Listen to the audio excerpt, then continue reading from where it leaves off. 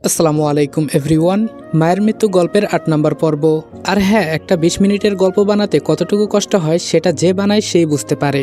So অযথা বাজে comment করা থেকে বিরত থাকবেন। আর যদি ভিডিও পছন্দ না হয় তাহলে ভিডিওটা স্কিপ করবেন।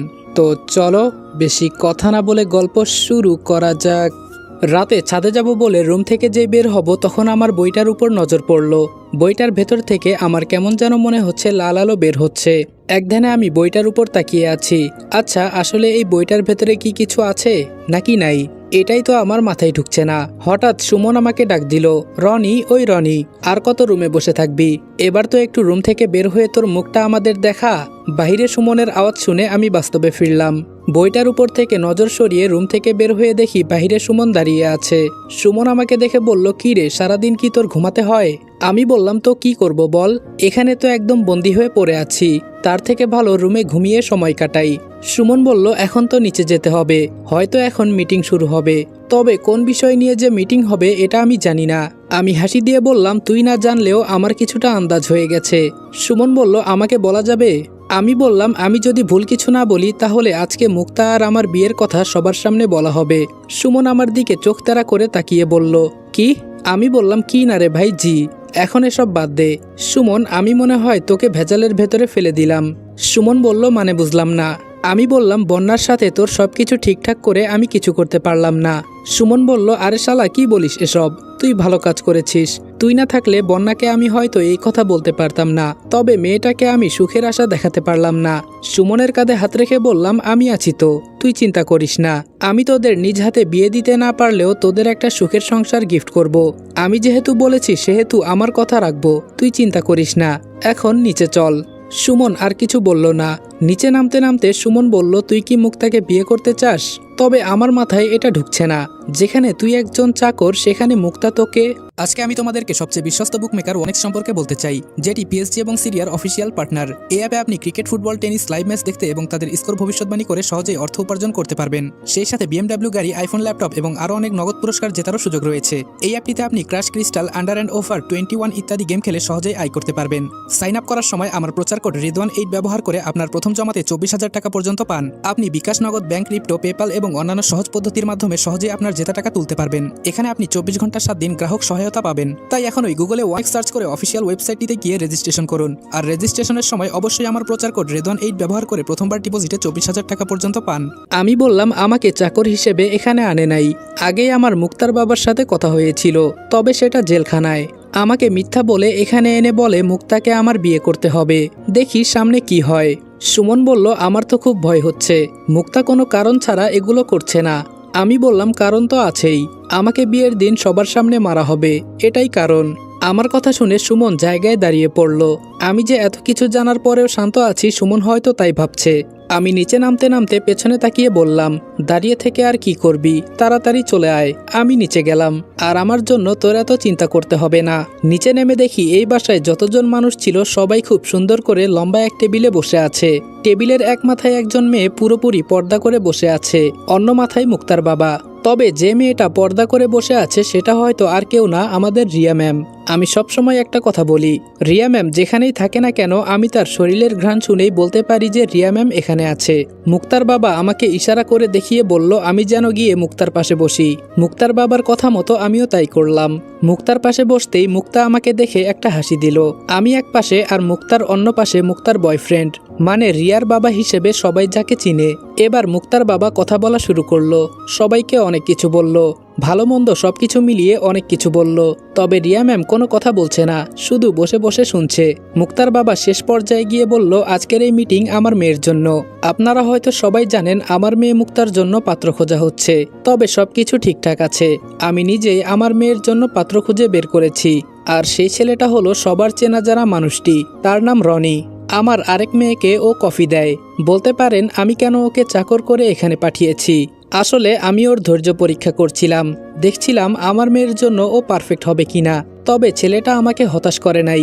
এজন্য আমি আজকে সবাইকে জানিয়ে রাখতে চাই, আগামী সপ্তাহে আমার মেয়ে মুক্তা আর রনির বিয়ে। এখানে কারো কি কোনো কমেন্ট আছে? সবাই এক বাক্যে বলল না। মুক্তার বাবা আবার বলল, মুক্তা মা, তুই কি রাজি? মুক্তা দাঁড়িয়ে বলল, জি বাবা, আমি রাজি। তুমি আমার বাবা, তুমি যা বলবে আমি তাই করব। তোমার জন্য তো আমি আমার জীবন দিয়ে দিতেও রাজি। এবার আমাকে উদ্দেশ্য করে আঙ্কেল বলল, রনি বাবা তুমি কি বলো, তোমাকে আমি জোরাজোরি করব না, যা বলবে তোমার মন থেকে বলো। এই কথা বলতেই মুক্তা হাত দিয়ে কি যেন করতে চাইছে, হয়তো আমার উপর জাদুশক্তি দিয়ে সবকিছু বলাতে চায়। মুক্তা কিছু করার আগে আমি দাঁড়িয়ে বললাম, জি আমি রাজি, আমি মুক্তাকে বিয়ে করতে রাজি আছি। আমার কথা শুনে সবাই একদম নিস্তব্ধ হয়ে গেল। মুক্তা আমার দিকে অবাক চোখে তাকিয়ে আছে। আমি যে এমন কথা বলবো ও হয়তো ভাবতেও পারে নাই। সুমন এক কোনায় বন্যার সাথে চুপটি করে দাঁড়িয়ে আছে, ও কোনো কিছুই বলছে না, শুধু হয়তো ভাবছে আমি এত কিছু কিভাবে সহ্য করছি। তবে একটা বিষয় দেখে আমি পুরোই বোকা হয়ে গেছি, রিয়া ম্যামের মুখে কোনো কথা নাই, আগের জায়গায় চুপচাপ আছে। আঙ্কেল এবার বললেন, রিয়া মা তুমি কি বলো? রিয়া শুধু বলল, চাচা আপনি যা বলবেন তাই ঠিক আছে, এখানে আমার আর দ্বিতীয় কোনো কথা নাই। আঙ্কেল এবার বলল, এই মিটিং আজকে এখানেই শেষ করা হলো, সবাই সবার কাছে এখন যেতে পারো। মুক্তা যাওয়ার আগে আমার গালে ছোট করে একটা চুমু দিয়ে বলল, আমি জানি তুমি বিয়েতে রাজি হয়ে যাবে, তবে আমি কিছু করার আগেই যে রাজি হয়ে যাবে এটা আমার ধারণার বাহিরে ছিল। আমি খুব খুশি হয়েছি, ধন্যবাদ তোমাকে। সবাই সবার মতো চলে গেল, আমি শুধু এক জায়গায় চুপচাপ দাঁড়িয়ে আছি। হঠাৎ পেছন থেকে কে জানি বলল, এত কিছু হয়ে যাচ্ছে তাও কিছু বলিস না কেন? আমি পেছনে তাকিয়ে দেখি সুমন অসহায় চোখে আমার দিকে তাকিয়ে আছে। আমি শুধু বললাম, বলেছি না আমার চিন্তা তোর করতে হবে না, আমার না আছে পরিবার না আছে কেউ, এই পৃথিবীতে কার আশায় বাঁচবো আমি? আমার তো কোনো মানুষ নেই, তোর তো সবকিছুই আছে। জানিস মাঝে মাঝে তোর মতো মন চায় আমিও কাউকে ভালোবাসি, তোর ভালোবাসা দেখে সেই দিন আমার খুব আফসোস হয়েছিল, আমাকেও যদি কেউ এভাবে ভালোবাসতো। কিন্তু আফসোস, এখন আর অন্য কিছু চিন্তা করি না, মৃত্যু হলেও সেটা হয়তো হাসি মুখে বরণ করে নিব। এই কথাগুলো বলতে গিয়ে চোখের কোণে পানি চলে আসলো। সুমন এবার আমার কাঁধে হাত দিয়ে বলল, সত্যি তোর মতো মানুষ হয় না। আমি বলছি, দেখিস একদিন তোর জীবনেও এমন কেউ আসবে, আমি এটা মন থেকে দোয়া করি। এখন গিয়ে ম্যাডামকে এক মগ কফি দিয়ে আয়। এখন নাকি ম্যাম কফি খাবে, আমাকে বন্যা বলল। মনে মনে বললাম, এই সময়ে ম্যাম কফি খাবে, নাকি ওই দিনের মতো আমাকে কিছু বলতে চাইছে আবার? আগে দেখি কি বলতে চাইছে। কিছুক্ষণ পর বন্যা এসে আমার হাতে কফির মগটা দিয়ে গেল। আমি রিয়া ম্যামের রুমের সামনে গিয়ে দরজায় টোকা দিয়ে বললাম, ম্যাম আপনার কফি। রিয়া ম্যাম দরজা খুলে খুব চালাকির সাথে আমার হাতে একটা কাগজ দিয়ে কফিটা নিয়ে গেল। আমি চুপচাপ কাগজটা নিয়ে পকেটে ভরে সরাসরি উপরে চলে গেলাম। উপরে রুমের ভেতরে ঢুকে কাগজটা খুলে দেখি রিয়া ম্যাম প্রথমে রাগ প্রকাশ করে বলেছেন, তোমাকে আমি আর 2 দিন সময় দিলাম, এই 2 দিনের ভেতরে যা পারো করবে। আর মুক্তাকে বিয়ে করতে চাও না তুমি, কিন্তু ওদের জোরাজোরির কারণে রাজি হলে। সবকিছুই ঠিকঠাক আছে মানলাম, একটা কথা কি জানো, তোমাকে বিয়ের কথা বলে সবার সামনে মেরে ফেলা হবে। আমি কিন্তু এটা চাই না, আমি চাই আমার চাকর সবসময় আমার পাশে কফির মগ নিয়ে দাঁড়িয়ে থাকবে। শেষে রিয়া ম্যাম আবেগ ঝরানো কণ্ঠে লিখেছে, প্লিজ আমার জন্য না হলেও নিজের জন্য করো, তুমি না সুমন আর বন্যাকে সুখের সংসার গিফট করতে চাও, আমি জানি তুমি পারবে, আমি দেখেছি তোমার ভেতরে আলাদা একটা শক্তি আছে। আর কিছু বলবো না, শেষে শুধু বললাম, প্লিজ আমার জন্য তুমি এই কাজটা করো। রিয়া ম্যামের বলা কথাগুলো পড়ে আমার মনে হচ্ছে যেন এখন নিজের মাথার চুল নিজে ছিঁড়ে ফেলি। আমি কি কম খুঁজেছি? কিন্তু কোথাও কিছু পাই নাই, এটা কি আমার দোষ? আবার আমার মৃত্যুর সামনে, কিন্তু এখন কি করব ভেবে পাচ্ছি না। মাথাটা 2 হাত দিয়ে চেপে ধরে বসে আছি। হঠাৎ কেউ বলে উঠল, রনি একটু বাহিরে আসবে। আমি বললাম, কে? বাহির থেকে বলল, আমি মুক্তা। রুম থেকে বের হয়ে মনে মনে বললাম, এক চিন্তায় বাঁচি না, আবার আরেক জ্বালায় এসে হাজির। ছাদের এক কোনায় রিয়া যাকে বাবা বলে ডাকে তিনি আর মুক্তা দুইজন দুইজনকে জড়িয়ে লিপকিস করছে। কিছুক্ষণ পরে ছেড়ে দিয়ে মুক্তা আমার দিকে তাকিয়ে নিজের ঠোঁট মুছতে মুছতে বলল, এই ছেলেটাকে তুই চিনিস? আমি হাসি দিয়ে বললাম, চিনব না কেন, এ হলো আপনার রুমমেট বয়ফ্রেন্ড, যেখানে সেখানে পরকিয়া করেন 2 জন মিলে, আবার বলেন আমি চিনব কিনা। মুক্তা এবার হাসি দিয়ে বলল, তুই ছেলেটা খুব চালাক, তোর কষ্ট হয় না তোর সামনে তোর হবু বউ আরেকটা ছেলের সাথে এসব করছে? আমি বললাম, এতে কষ্টের কি আছে? আমি বলেছি না আমি সেই দিনই মারা গেছি, যেদিন ওরা আমার আম্মুকে আমার সামনে মেরে ফেলেছে। মুক্তা আর কিছু না বলে নিজের শরীর থেকে জামা খুলতে খুলতে বলল, আজকে এখানে তোর সামনে সবকিছু করব, তুই চাইলেও কিছু করতে পারবি না। আমি যেই রুমে যাব মুক্তা পেছন থেকে বলল, রুমের দরজা বন্ধ, ওইটা আমি লাগিয়ে দিয়েছি, তুই চাইলেও ভেতরে যেতে পারবি না, এখন তুই বসে বসে মুড়ি খা। মুক্তার দিকে তাকিয়ে দেখি একদম নগ্ন অবস্থায় দাঁড়িয়ে আছে। আমি শুধু বললাম, মুরব্বীরা একটা কথা হামেশাই বলতো, কিছু কিছু মানুষ আছে যারা পশুর থেকেও নিকৃষ্ট, সেই মানুষগুলো আজকে আমি নিজের চোখে দেখলাম। এই বলে ছাদের এক কোনায় গিয়ে বসে পড়লাম। কোথাও তো আর যেতে পারবো না, তাই আর কি করার, এটাই বেটার হবে। কখন ঘুমিয়ে গেছি নিজেও বলতে পারি না। সকালে চোখ খুলে সামনে তাকিয়ে দেখি বন্যা আর সুমন আমার দিকে বড় বড় চোখে তাকিয়ে আছে। আবার সুমনের হাতে একটা মগ, হয়তো আমাকে জাগানোর জন্য পানি নিয়ে এসেছে। আমি লাফ দিয়ে উঠে বললাম, কি রে তোরা এত সকালে এখানে কি করিস? সুমন রেগে বলল, তোর কাছে এটা সকাল মনে হয়? শালা এখন 11টা বাজে। আমি চোখ বড় করে বললাম, কি? সুমন বলল, কি না জি। বন্যা এবার আমাকে রাগ দেখিয়ে বলল, তোমার জন্য আজকে আমার হাবি বকা শুনেছে। সারা রাত কি ঘোড়ার ঘাস কাটো যে এত ঘুমাতে হয়? আমি বললাম, আমার জন্য বকা শুনেছে মানে? কিরে সুমন, কি হয়েছে বলতো? সুমন আমার দিকে তাকিয়ে হাসি দিয়ে বলল, আরে থাক এসব বাদ দে, এখন ফ্রেশ হয়ে নিচে চল। আমি বললাম, বাদ দিব মানে? কি হয়েছে তাই বল। সুমন বলল, তোর জন্য অপেক্ষা করতে করতে অনেক বেলা হয়ে গিয়েছিল, এজন্য তোর হয়ে আমি ম্যামকে কফি দিতে গিয়েছিলাম। আমার হাত থেকে কফি নিল ঠিকই, কিন্তু আমাকে বলে গেল আর যেন দ্বিতীয়বার আমি তোর হয়ে কফি দিতে না যাই। আজকে যদি ম্যাম স্যারকে বলে দিত কি হতো বলতো? সারা রাত তুই কি করিস এটা বল। আমি বললাম, সরি রে সুমন, আমার জন্য তোকে বকা খেতে হয়েছে। আর সারা রাত কি আর করব, দেখলি না রুমে গিয়ে ঘুমাতে পারলাম না। আমাকে এখানে আটকিয়ে মুক্তা আর ওর বয়ফ্রেন্ড সারা রাত পরকীয়ায় লিপ্ত ছিল, তাই কোনো উপায় না পেয়ে চোখ বুজে এখানেই ঘুমিয়ে গেলাম। বন্যা এবার মোটা কণ্ঠে বলল, মুক্তার বয়ফ্রেন্ড আবার কে? আমি সিসি ক্যামেরায় ইশারা করে তাকিয়ে বললাম, তোমার হবু স্বামীর কাছ থেকে জেনে নিও, সুমন সব জানে। সুমন আমাকে ধরে বলল, হয়েছে, আর এত কথা বলতে হবে না, এখন ফ্রেশ হয়ে নিচে চল। আমি বললাম, আচ্ছা তোরা যা, আমি কিছুক্ষণের ভেতরে আসছি। বন্যা আর সুমন চলে যাওয়ার পর আমি দরজার কাছে গিয়ে ধাক্কা দিতেই দরজা খুলে গেল। রুমের ভেতরে গিয়ে মনে মনে বললাম, আমার কাছে আজকের দিন আর কালকের দিনটা সময় আছে, এর ভেতরে আমাকে যে করেই হোক রিয়া ম্যামকে নিয়ে এখান থেকে পালাতে হবে। কিভাবে যে কি করি তাই বুঝতে পারছি না, সময় তো চলে যাচ্ছে, মাগার কিছুই করতে পারছি না। ফ্রেশ হয়ে নিচে নামতেই দেখি মুক্তা এক কোনায় দাঁড়িয়ে ওর বয়ফ্রেন্ডের সাথে কথা বলছে। আমাকে দেখে কাছে এসে আমার হাত জড়িয়ে ধরে কানে কানে বলল, রাতে কেমন দেখলি? আমিও বোকার মতো বললাম, আসলে রাতে কি হয়েছিল আমার তো কিছুই মনে নেই। কি করব বল, এত ঘুমে ধরেছিল, কখন যে ঘুমিয়ে গেছি বলতেই পারি না। মুক্তা বলল, হয়েছে হয়েছে, তোর আর নাটক করতে হবে না, এখন চল, আমার বাবা তোকে ডাকছে। আমি বললাম, কেন, এত তাড়াতাড়ি কি আমাকে মারতে চাও নাকি? মুক্তা মুচকি হাসি দিয়ে বলল, তোরে বাহিরে দেখে অনেকটাই বোকা মনে হয়, কিন্তু তোর ভেতরে যে এত কিছু আছে সেটা আমি তোর সাথে কথা না বললে হয়তো বুঝতে পারতাম না। আমি বললাম, থাক, আর এত বুঝতে হবে না, এখন চলেন দেখি আপনার বাবা কি বলে। আচ্ছা, আপনার এই বাবার সাথে কতবার এক রুমে ছিলেন? মুক্তা আমার কথা শুনে আমার দিকে চোখ লাল করে বলল, সীমা ছাড়িয়ে যাবি না রনি। আমি এবার হাসি দিয়ে বললাম, আমার কাছে কিছুই লুকাতে হবে না, আমি সব জানি, এখানে তোমার কথা মতো সব চলে। রিয়ার বাবা আর তোমার বাবা বলে সবাই যাকে চিনে তারা হলো তোমার দেহ। ওই যে সবাই কি যেন বলে না, মনে নাই, তবে তুমি যে এতটা খারাপ আমি তা জানতাম না। মুক্তা কিছু না বলে চুপচাপ আমার হাত ধরে আমাকে একটা রুমের ভেতরে নিয়ে গেল। এখানে মুক্তা আর আমি ছাড়া ওর দুই বয়ফ্রেন্ড দাঁড়িয়ে আছে। মুক্তা দরজা বন্ধ করে আমাকে উদ্দেশ্য করে বলল, ওদের আসল রূপ কি তুই দেখতে চাস? আমি বললাম, না, আমার কিছুই দেখার দরকার নেই, এখন আমাকে কি বলতে চাইছিলে তা বলতে পারো। মুক্তা হাত দিয়ে ইশারা করতেই ওর দুই বয়ফ্রেন্ড অদৃশ্য হয়ে গেল। এবার মুক্তা আমার দিকে তাকিয়ে বলল, খুব তাড়াতাড়ি তোর মৃত্যু হবে, ভয় করে না তোর? আর তুই এসব জানলি কি করে? আমি বললাম, আমি এসব জানলাম কি করে এটা জেনে তোর কোনো লাভ নেই, আর আমি এটাও জানি বিয়ের দিন তুমি সবার সামনে আমাকে মারবে। মুক্তা বলল, শুধু মারবো না, মারার পর তোর শরীরের টুকরোগুলো দিয়ে অনেক কিছু করব। আমি বললাম, সে তুমি যা ইচ্ছা তাই করো, আমার কোনো আপত্তি নেই, শুধু একটা প্রশ্ন, তুমি আমার আম্মুকে কেন মারলে? এবার মুক্তার মুখটা কালো হয়ে গেল। মুক্তা কি যে বলবে তার কোনো ভাষা খুঁজে পাচ্ছে না, হয়তো ভাবছে আমি এগুলো জানলাম কি করে। মুক্তা তোতলাতে তোতলাতে বলল, কি সব বলছিস তুই? আমি বললাম, কি সব বলি না, তুই তোর জাদুশক্তি দিয়ে আমার চাচাতো বোন আর সৎ বাবাকে দিয়ে আমার মাকে মারলি, কোনো একদিন আমি যদি বেঁচে যাই ছাড়বো না তোকে, তুই পরি আর যাই হোস না কেন।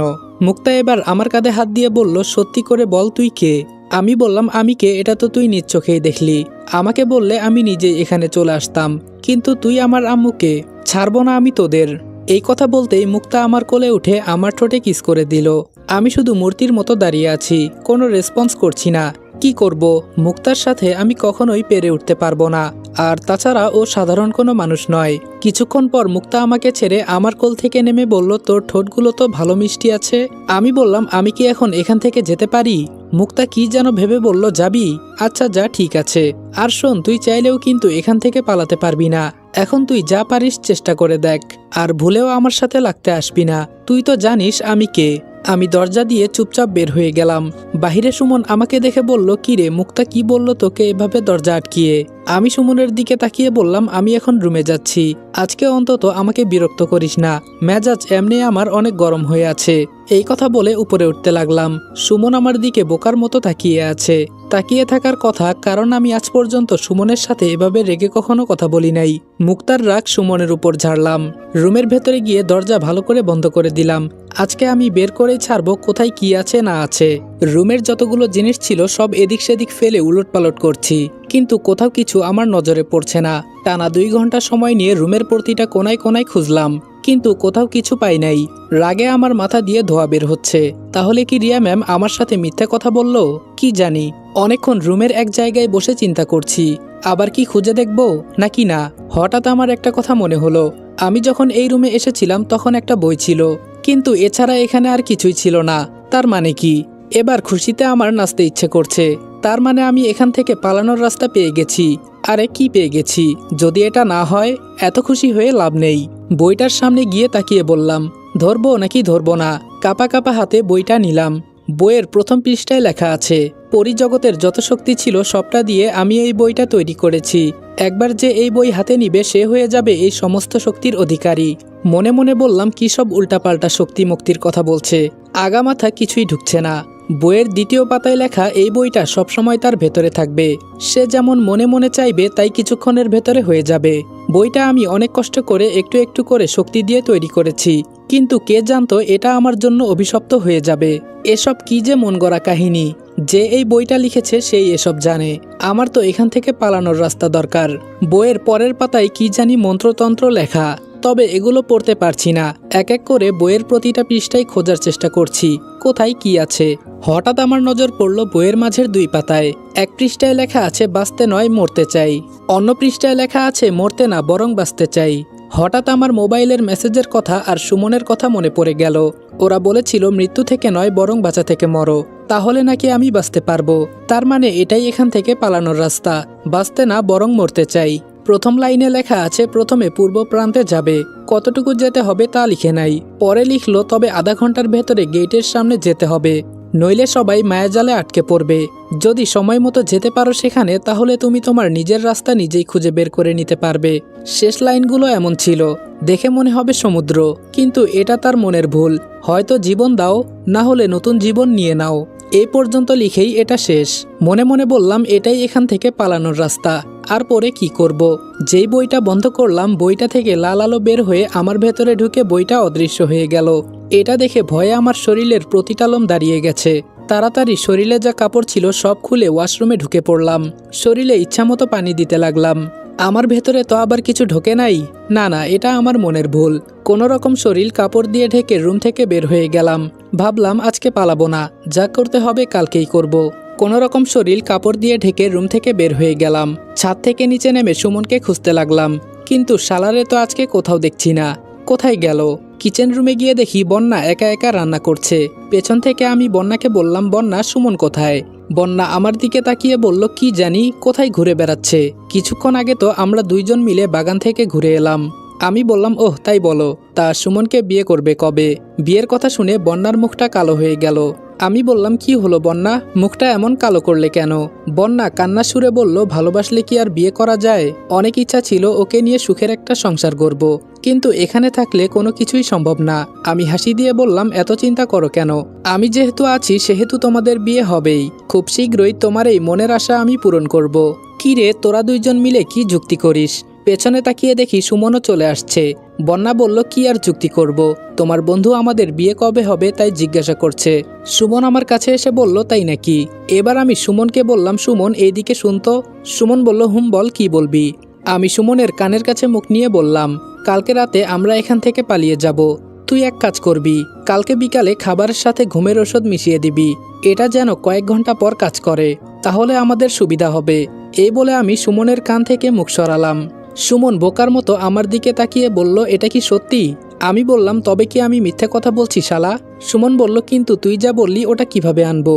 আমি বললাম, তুই তো এখানে পুরাতন, তাই তোর কথা হয়তো ওরা রাখবে। ঔষধের কথা বলে নিয়ে আসবি, যাতে কেউ বুঝতে না পারে। সুমন বলল, কিন্তু আমার তো ভয় হচ্ছে রনি। আমি বললাম, তাহলে এখানে পচে মর, তোর আর বিয়ে করতে হবে না। আমি সবকিছু তৈরি করেছি, এখন শুধু তুই। বন্যা সুমনের দিকে তাকিয়ে বলল, 2 বন্ধু মিলে কি যুক্তি করছো? সুমন হাসি দিয়ে বলল, কিছু না। আমি বললাম, আচ্ছা সুমন, আমি গেলাম, আর আমার উপর ভরসা রাখ। এই কথাটাই বলতে এখানে আসছি, তুই কিন্তু আমাকে হতাশ করবি না। এই বলে কিচেন রুম থেকে বের হলাম।